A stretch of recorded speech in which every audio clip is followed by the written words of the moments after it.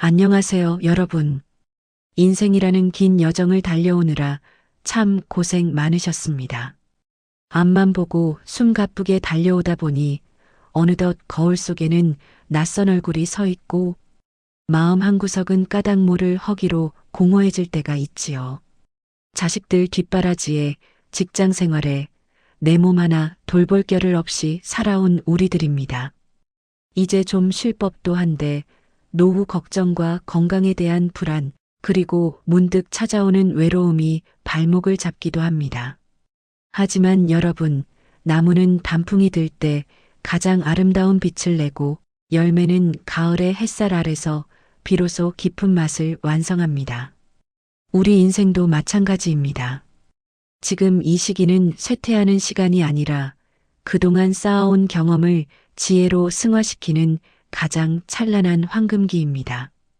오늘 저는 수천 년의 시간을 견뎌온 인류의 스승들을 모시고 여러분과 함께 마음 공부를 해보려 합니다. 로마의 황제 아우렐리우스, 현자 세네카, 그리고 고독의 철학자 쇼펜하우어가 전하는 마음을 다스리는 법에 귀를 기울여 보세요. 이 이야기가 끝날 때쯤 여러분의 마음은 훨씬 가볍고 평온해져 있을 것입니다. 가장 먼저 만나볼 분은 로마 제국의 황제였던 마르쿠스 아우렐리우스입니다. 세상에서 가장 높은 자리에 있었으니 걱정이 없었을 것 같지만 사실 그의 삶은 비극의 연속이었습니다. 끊이지 않는 전쟁, 나라를 덮친 역병, 그리고 사랑하는 자식들의 잇따른 죽음까지. 그는 황제이기 이전에 고통받는 한 인간이었습니다. 그가 전쟁터 막사에서 촛불을 켜고 자신에게 건넸던 위로의 기록이 바로 명상록입니다. 아우렐리우스는 우리에게 이렇게 말합니다. 세상은 변하고 인생은 우리의 생각에 달려 있다. 라고요. 그는 우리가 괴로운 이유는 우리에게 일어난 사건 때문이 아니라 그 사건을 바라보는 우리의 생각 때문이라고 강조합니다. 우리가 흔히 겪는 노년의 갈등을 생각해 볼까요? 누군가 나를 무시하는 듯한 말을 했을 때, 혹은 자식이 내 마음처럼 움직여주지 않을 때, 우리는 화가 나고 잠을 설칩니다. 하지만 아우렐리우스는 말합니다. 타인의 말이나 행동은 내가 통제할 수 없는 외부의 일일 뿐이라고요. 내가 통제할 수 없는 것에 매달리는 것은 바람을 붙잡으려는 것과 같습니다. 그는 우리 마음속에 누구도 무너뜨릴 수 없는 내면의 요새를 지으라고 조언합니다. 밖에서 폭풍우가 몰아쳐도 요새 안의 촛불은 흔들리지 않듯이 외부의 비난이나 환경의 변화에 내 평온을 내어주지 않는 연습이 필요합니다. 오늘 누가 나를 비난했는가? 그것은 그의 생각일 뿐, 나의 본질은 변하지 않는다. 이 한 문장을 마음속에 새겨보세요. 내가 내 마음의 주인이 될 때, 비로소 황제와 같은 품격 있는 노년이 시작됩니다. 두 번째로 만날 스승은 스토아 학파의 거장 세네카입니다. 그는 인생의 유한함을 누구보다 깊이 성찰했던 인물입니다. 흔히들 나이가 드니 시간이 화살처럼 빠르다거나 남은 인생이 얼마 안 남았다며 한탄하곤 하죠. 하지만 세네카는 단호하게 말합니다. 인생은 짧은 것이 아니라 우리가 시간을 낭비해서 짧아지는 것이다. 그의 조언 중 시니어 분들이 꼭 기억해야 할 것은 바로 분주함의 함정에서 벗어나는 것입니다. 퇴직 후에도 이런저런 부탁을 거절하지 못해 남의 일로 시간을 보내거나 의미 없는 모임에 불려다니며 에너지를 쓰고 계시지는 않나요? 세네카는 자신을 위해 쓸 줄 모르는 시간은 죽은 시간과 같다고 했습니다. 참된 휴식은 아무것도 안 하는 것이 아니라 내 영혼이 기뻐하는 일을 하는 것입니다. 세네카는 매일 밤 자신에게 질문을 던졌습니다. 나는 오늘 어떤 허물을 벗었는가? 나는 어제보다 조금 더 나은 인간이 되었는가? 60대 이후의 시간은 덤으로 주어진 시간이 아닙니다. 내 인생에서 가장 오롯이 나로 살 수 있는 귀한 선물입니다. 남의 눈치를 보느라 거절하지 못했던 일들, 체면 때문에 붙들고 있던 관계들을 과감히 정리해 보세요.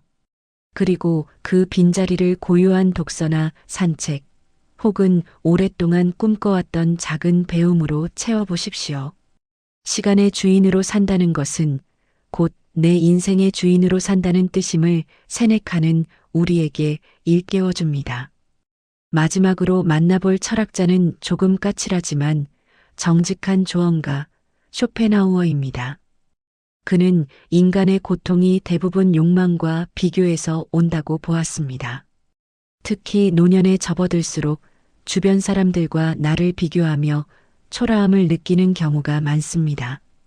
누구네 집은 평수가 어떻다더라, 누구 자식은 이번에 승진했다더라, 같은 이야기들 말이죠. 쇼펜하우어는 이런 우리에게 차갑지만 명확한 처방전을 내립니다. 행복은 자기 자신에게 만족하는 사람의 것이다.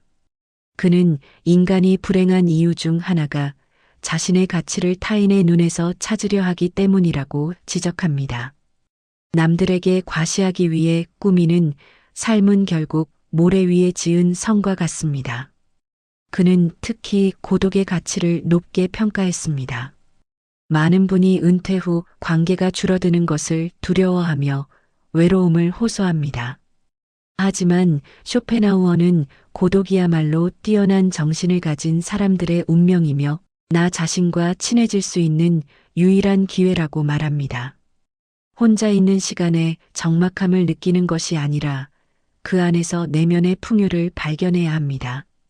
남들의 박수 소리는 금방 사라지지만 내가 나 자신에게 보내는 신뢰와 만족은 영원히 남습니다. 남과 비교하지 말고 어제의 나보다 오늘 조금 더 평온해졌는가에 집중하라. 쇼펜하우어의 이 냉철한 조언은 우리를 타인의 시선이라는 감옥에서 해방해 줄 것입니다. 자, 이제 세 분의 지혜를 함께 나누어 보았습니다. 아우렐리우스에게서는 흔들리지 않는 인내를, 세네카에게서는 나를 위해 쓰는 시간의 소중함을, 그리고 쇼펜하우어에게서는 홀로 서는 자족의 기쁨을 배웠습니다. 이 모든 지혜가 향하는 곳은 결국 하나입니다.